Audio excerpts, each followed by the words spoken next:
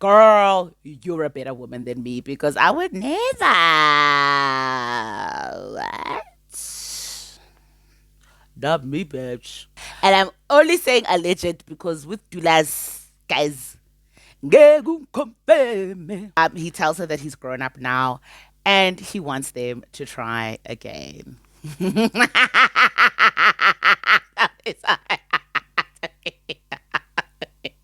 Floyd Shavambu said it, guys, slipping around is slipping around. And then he wants to sit her in her face and tell her that he's not cheating. He's not a cheater because black men don't cheat. But okay, I can admit that I'm fathering children all over the show. But I'm not cheating.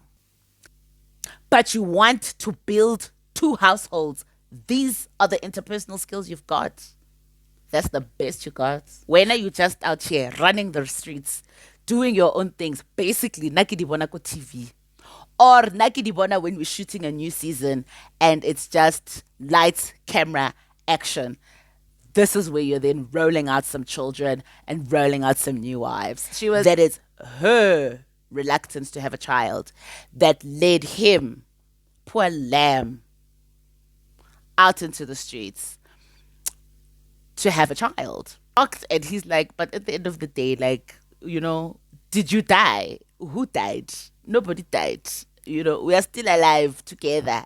We are still here. Everybody survived the last year to 18 months. So, Kalelan! Hello, everybody, and welcome to Rakadi's Views with me, Rakadi Watsona. We are here for Mnakwethu Happily Ever After question mark season 4 episode 3, and I welcome you all.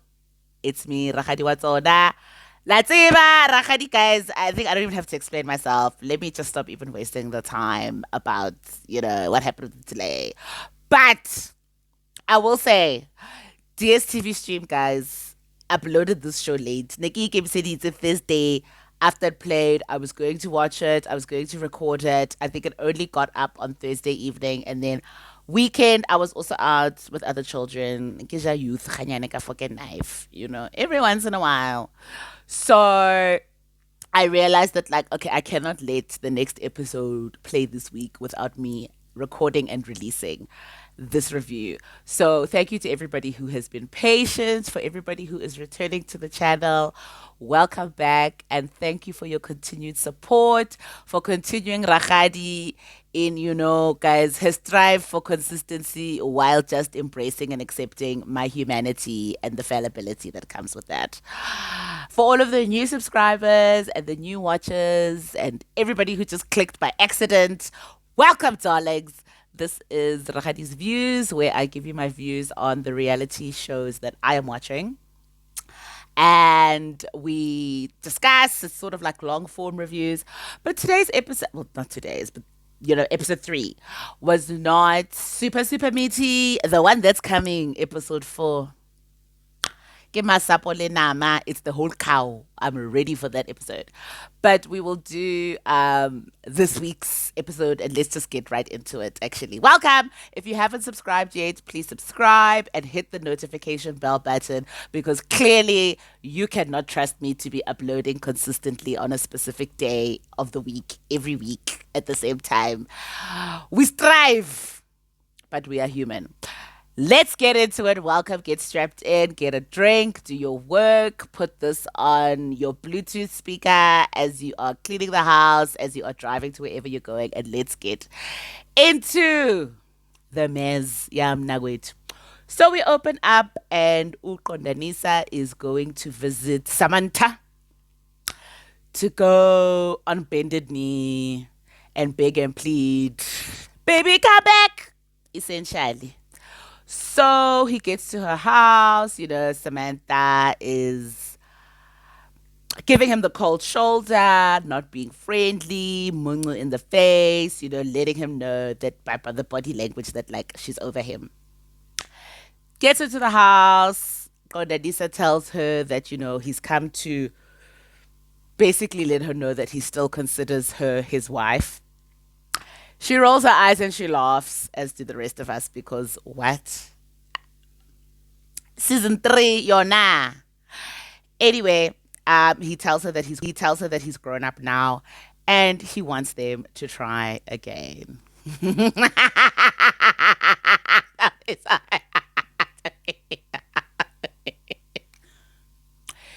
In his estimation, she's shocked, and he's like, but at the end of the day, like, did you die? Who died? Nobody died. We are still alive together. We are still here. Everybody survived the last year to 18 months. So, Kalelan, let's do this thing. That is basically a summary of Kondadisa trying to win Samantha's love back. Um, and she's just like, okay, didn't know that you've grown up, but okay, we'll take it. And she's like, but then also Uchuba, my cousin that you impregnated, who popped out your baby. Question mark. What are you talking about? What did he love back? When I have a blood relative who has birthed your child, guys.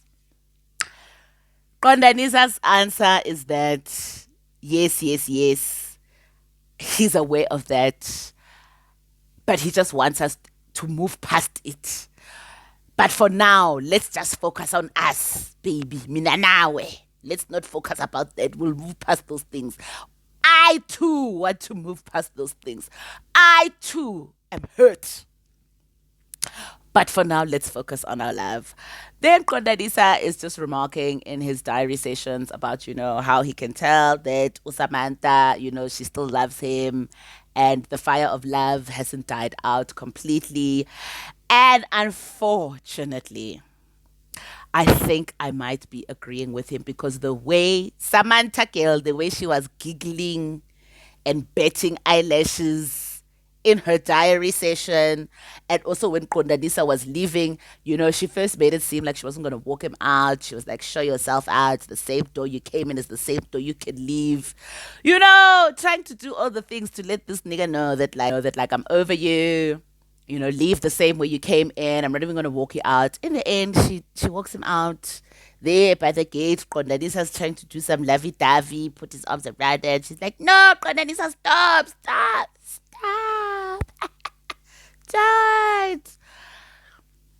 I guess, I don't know about Usamantha and Kondanisa. Like, it's a question mark because one part of me knows that Samantha is not.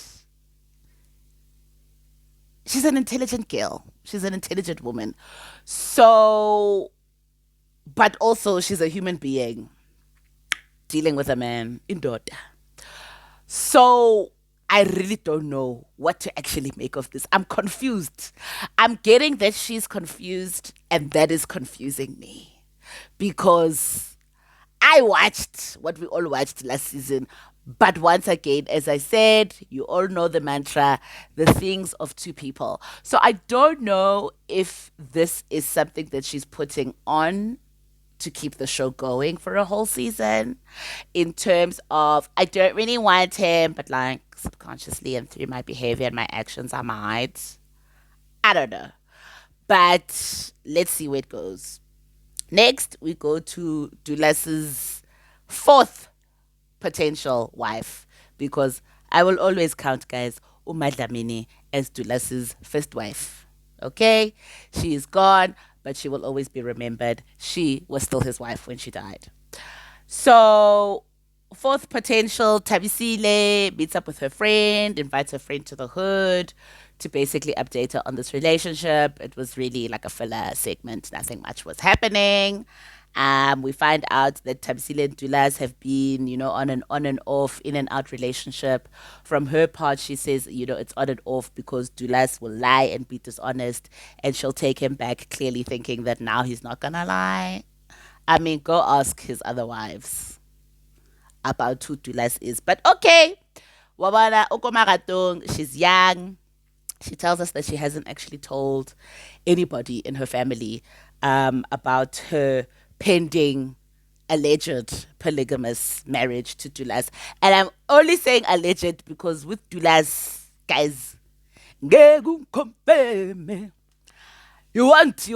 confirm him. I don't know how to translate Brenda's song into English, but you can't confirm him until the cows are walking through the gate, and even then.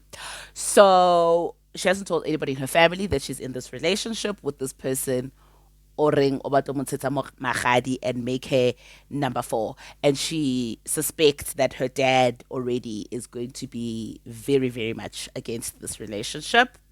So, sometimes that, I've got to choose my family over the person I love.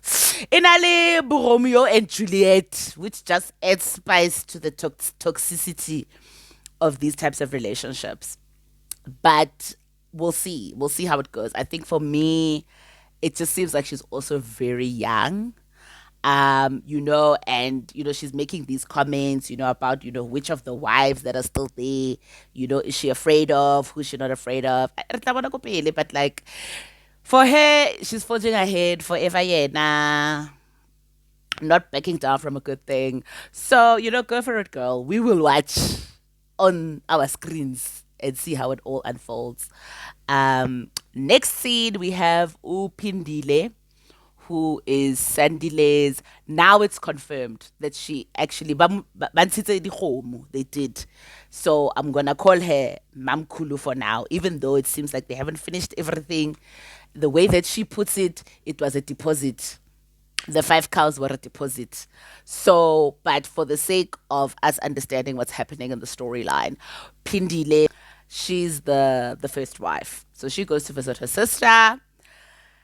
Obviously, needs somebody to talk to, needs to get some advice, and also just that because this is a lot for her to take in.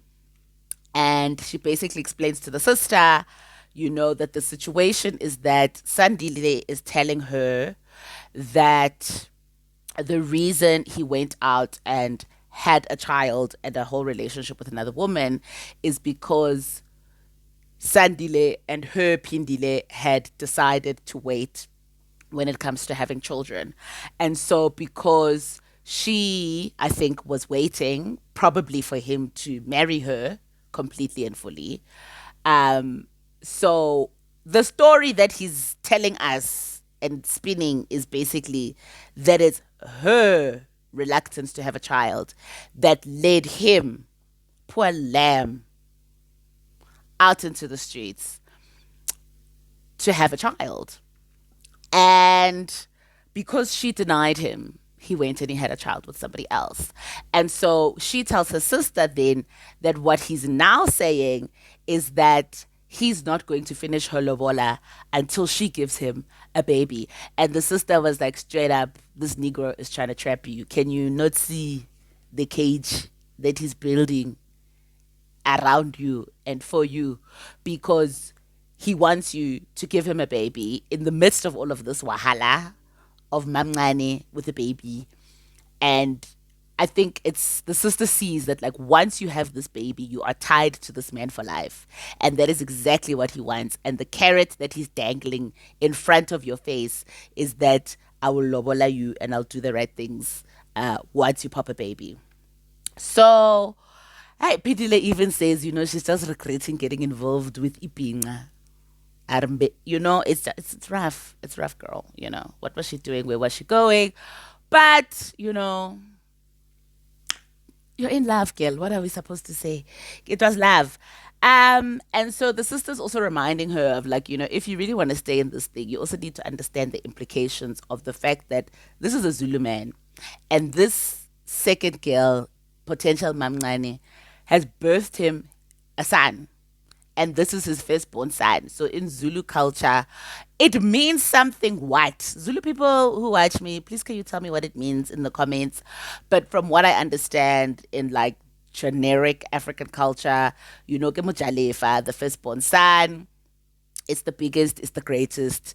Everybody ululates. So, and I don't know if we're talking about inheritances and, who's going to carry on the family name and whatever, you know, potentially Mamngani is the person who brought Muchalefa. That's what I was getting from what the sister was saying when she made this comment. I don't know if anybody else has a different opinion and version, but let me know. This just might be my own interpretation of it. So Pitiless sister's like, girl, you're a better woman than me because I would never. What? Not me, bitch. Um, but we also all know that we say, not me, when you are far removed emotionally from the situation. I'm not saying I'm not saying that sister would also be not me. But guys, we all know Harashevile somebody's situation and we're judging it like I am now when I'm judging these people's lives on the internet. It's always I would never ever. Can we just take a moment while we self-reflect? Take a moment at this point to think about your own behavior and the things that you also said, I would never.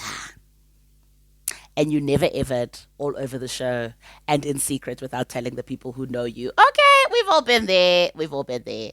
But the sister was giving her really good advice, and the sister said, babes, this is a situation that you're going to have to take to the elders. And she was like, I'm not going to be the person to tell them. Don't even look in my direction. Don't nominate me.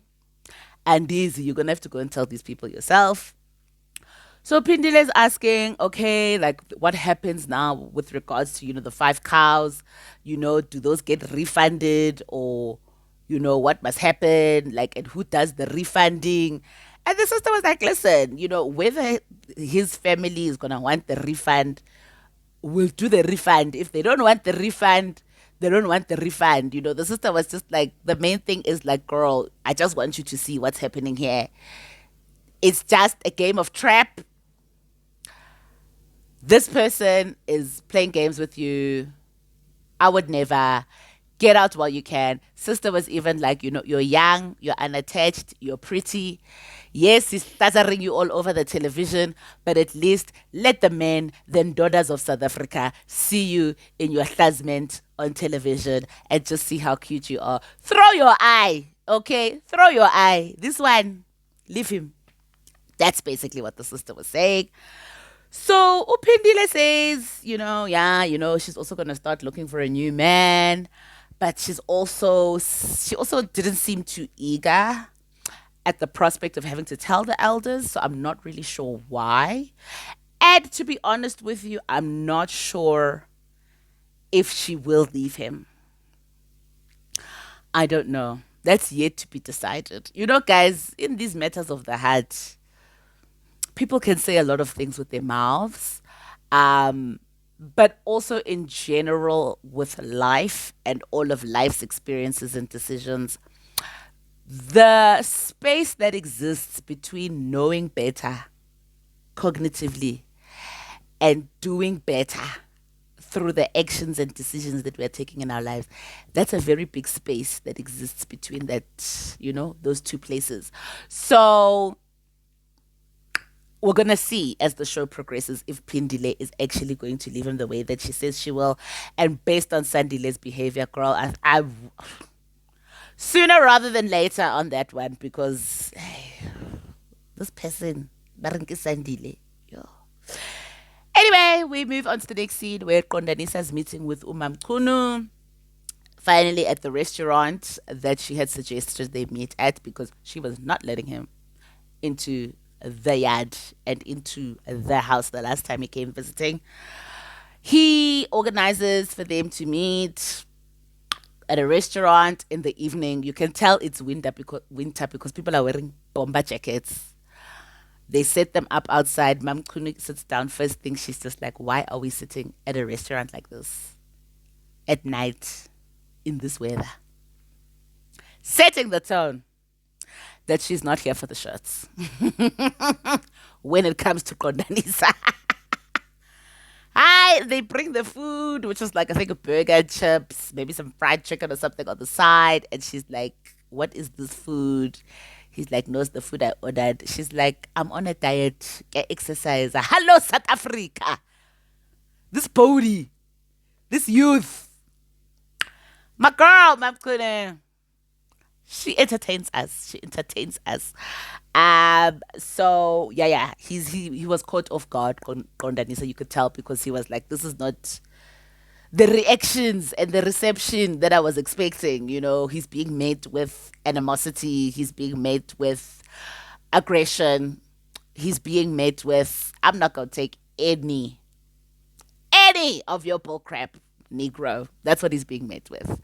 And I don't know why in his mind he thought he was going to be met with something different, but he's shocked by the reception. Anyway, he says he wants them to talk, and there he is looking very remorseful, very respectful. Waits in kariki sweet konyana ya mujimu, a sweet somebody. While he's sitting there talking about let's talk.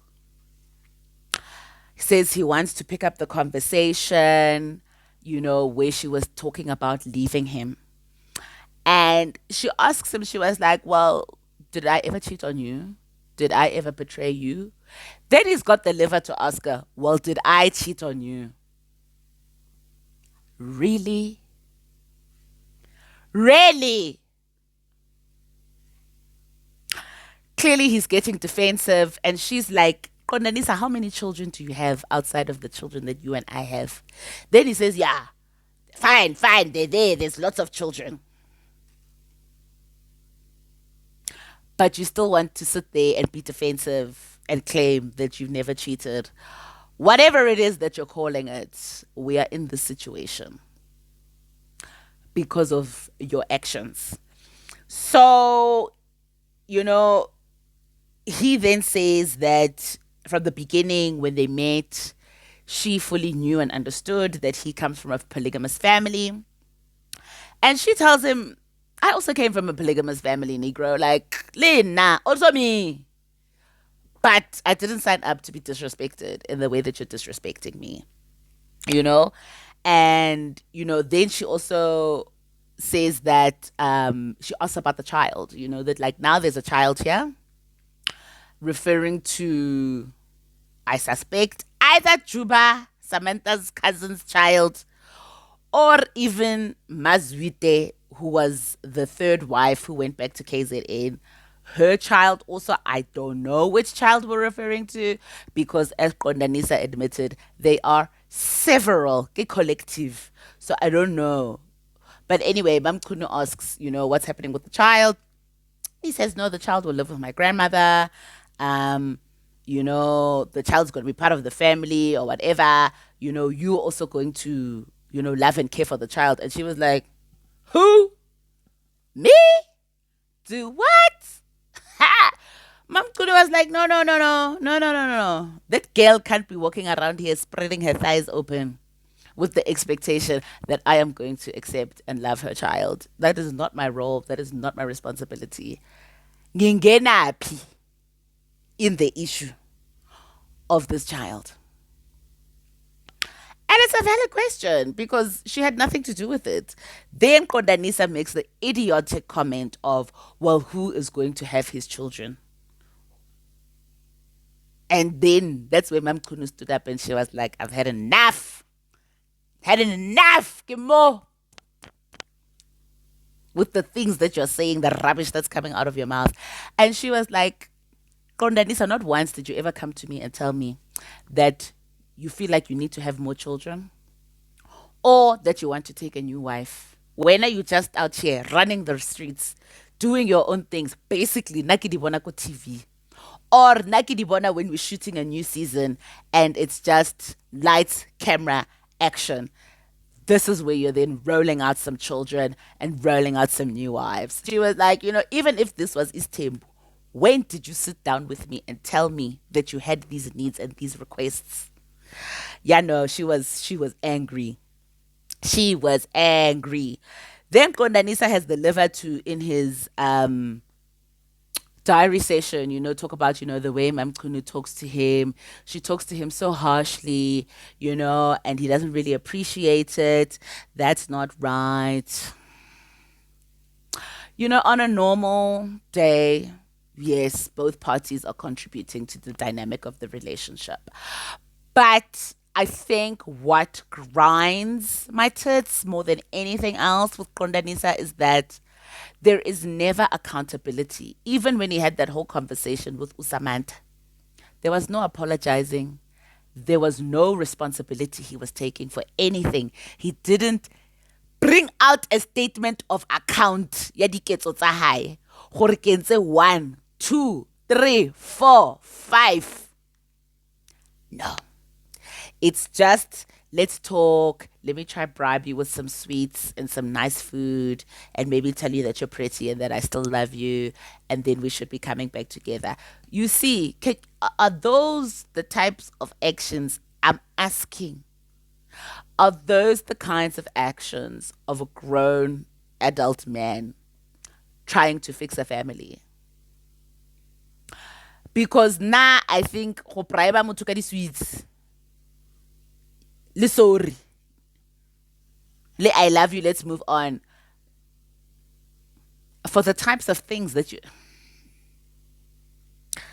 as I say, this show, it's interesting and it's entertaining, but let it be a lesson, because good grief, can it not be an example?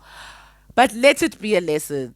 This is what it looks like when you have people who on the outside look like adults just because they are tall and they are fully grown, but the behavior, the mentality, and the thinking is just so childlike and so immature. Because he's going to stand there in front of Umamkunu, his wife, tell her that who else is going to bear his children if he's not out here in the streets running wild. And even Mam Kunu says, the problem that she has with Kondanisa is that he is sleeping around without protection. Floyd Shavambu said it, sleeping around is sleeping around. And then he wants to sit her in her face and tell her that he's not cheating. He's not a cheater because black men don't cheat. But okay, I can admit that I'm fathering children all over the show. But I'm not cheating. And Mom couldn't say, like, now I've got to think about my children. When are you out here raw dogging all of South Africa on television? On top of that, you will not even take accountability. She even says it. Kondanisa's problem is that it's sorry, but no account. You know what? I'm done with him, actually. Like, I can feel I'm getting hot in my body and in my face. So Bab Kudu tells him that, by way of apology, he needs to buy her a farm. Not her family, but her a farm.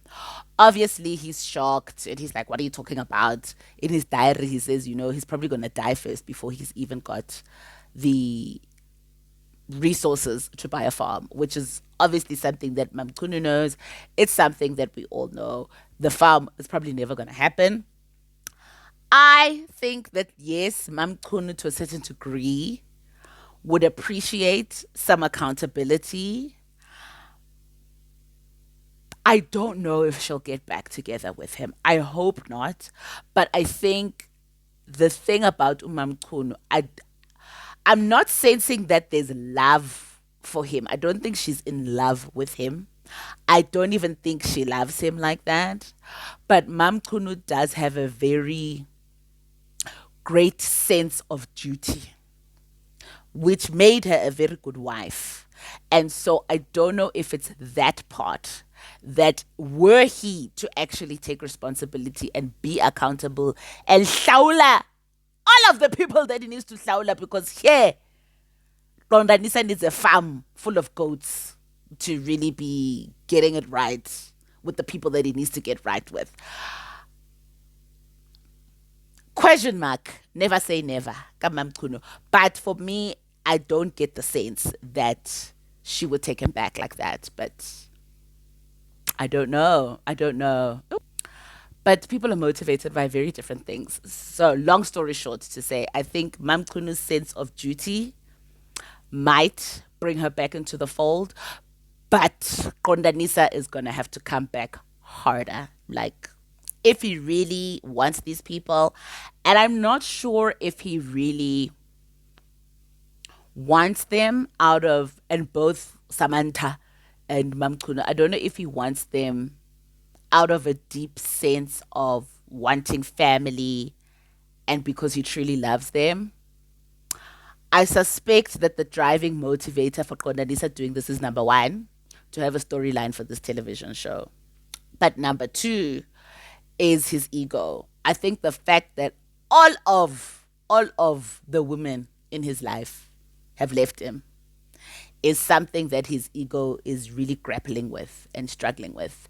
And I think that might be the motivating factor, is that for his ego and for Uptota, the way he defines it, it's only right that he proves to himself that he can be the scoundrel that he's been and still get these women back. I don't know if it's really out of, and it's definitely not because he wants to do better. Because you're going to do better how, when, with what interventions? What steps have you taken to be a better person? I think it's just that let's try again, baby. Let's try again. Don't leave. Don't leave me, girl. Life is not an R&B song. Not anymore. Women expect more. Anyway, the last scene of the episode, we see Usandile is taking Pindile Mamkulu out for lunch. They're going out somewhere nice, eating some nice food. He then tells us that this is a lunch to bring both women together and have a conversation. One thing that is for real and very stuck and in our faces is that I think with all of these, the male figures, because to say men, I think at this point I can say the male characters in the show, Dulas Kondanisa Lisandile, there are very many skills that are lacking here, but mediation and communication skills are problematic. And I don't know if it's specific to them. Let me only talk about them because let me not bring all the other men of the world into this. But just because you call people to be in the same room and sitting at the same table does not automatically mean let's all now get along, without you facilitating any kind of conversation, without you facilitating any kind of asking for forgiveness and taking account for your role in the breakdown of these relationships.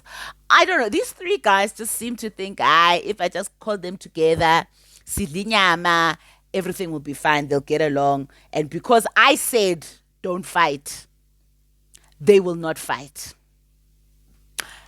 Anyway, Sadile sitting there with Pindile. In walks in, I think, Mnakwethu. Mnakwethu walks in. Pindile is losing it already. And she's just like, what is this that I'm seeing? Nai community. That's what she calls them, the community.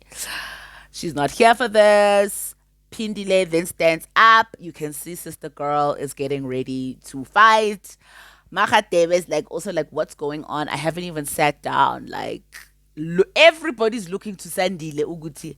Step up and mediate the situation. Take control of what's happening. I get you are the one who brought us here. Sandile brought Pindile. Sandile called Mnakwethu. Where is Sandile when all of this is going down? Just trying to stand in between the two of them and just, hey, yetlisa no moya, yetlisa no moya. But you want to build two households. These are the interpersonal skills you've got. That's the best you got. Guys, I know Mariah said she gonna do the best with what she got. But this is not it. Not when we are talking about building homes. How do you think those things are done? And they are not just done by a man alone. It's a partnership.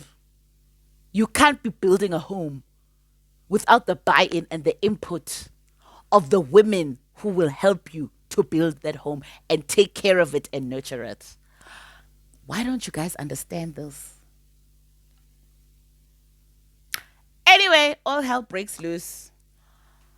At least abatshwarana ka washing Pindile and Mnakwethu. Mnakwethu, for me, she was very cool, calm, and collected about it.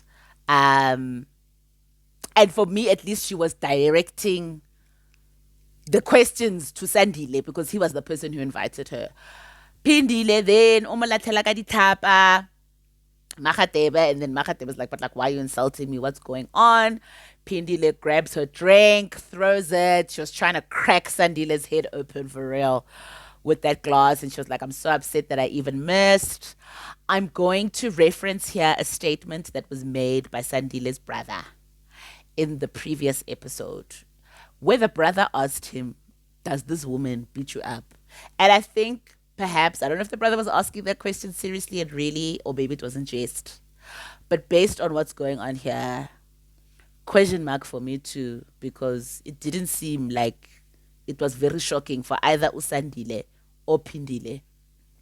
No one was shocked, no one was embarrassed about the picking up and the hurling of the glass. This looked like this is something that has happened before, potentially, between the two of them. So, question mark. I hope it's not, but from what we were seeing, nobody looked shocked by things flying across the table. Pindile is not having it. She's like, she's going. Arsandile, we are going home. We are going home.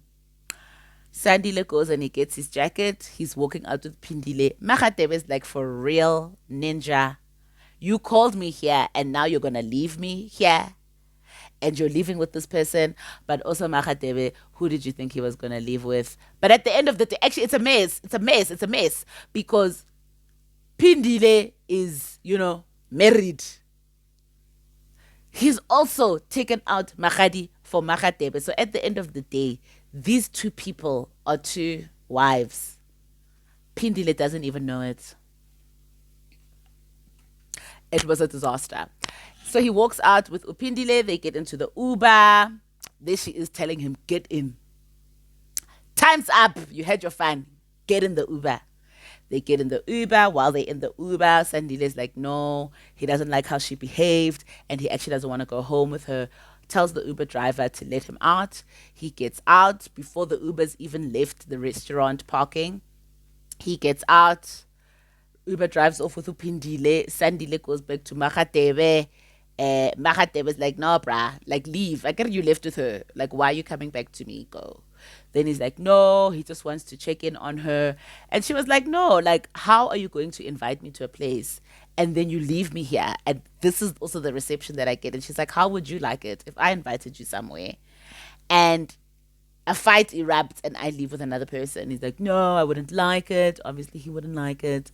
And I think for Mnakwethu, at the least you can see, like, she's not a person or a conflict, and she even told him, she's like, how I feel about people swearing and in but like, that's it's not the things for me. So as soon as that stuff happens, she eliminates herself from the situation. And then eventually they went home together in the cast van or the production van. And it's a mess. Like, Sandile's situation, it's just a full-blown mess. And I think if he still is not wanting to bring elders into the situation, it's just going to continue to be a mess. And unfortunately, people are going to continue to be hurt because I don't think there is any part of Sandile that is willing to admit to any wrongdoing.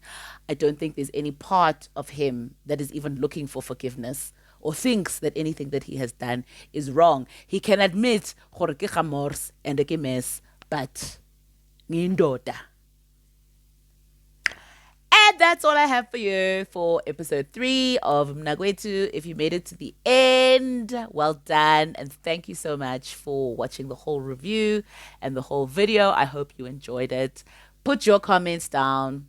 Let me know what you thought. But like, Mnakwethu stays entertaining us. Happily ever after. Question mark. Wait till that question mark becomes bolder and bolder with each episode that we get to. But episode 4, this upcoming episode, is going down, guys. I cannot wait. And I will be here to give you this review. If DSTV can just post and put up these things so we can stream them in a timely fashion, guys. Please, you can't be putting things up 48 hours after the fact. Anyway, ngithanda nonke emakhaya, guys. Thank you for making it to the end. I hope you enjoyed it. Share this with friends and family members, and I hope you were cackling and giggling. And eyebrows were here also. Just here. I'm not going to they stay here. Eyebrows, stay here. I want to tell you, Popeye. Anyway, continue to spread love, not hate, and I will see you for the next episode. And it's just from me, Rakadi.